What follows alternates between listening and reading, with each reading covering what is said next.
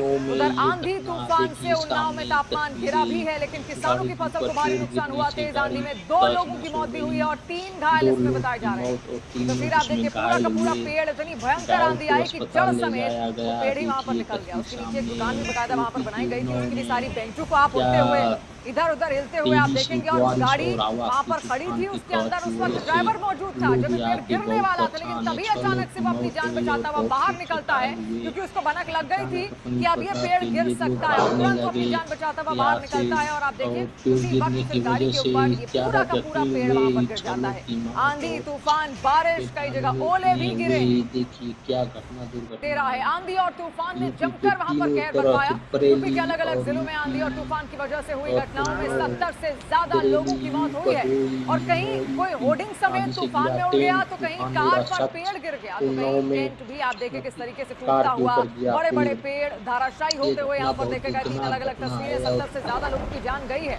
ऐसे में देखिए लगातार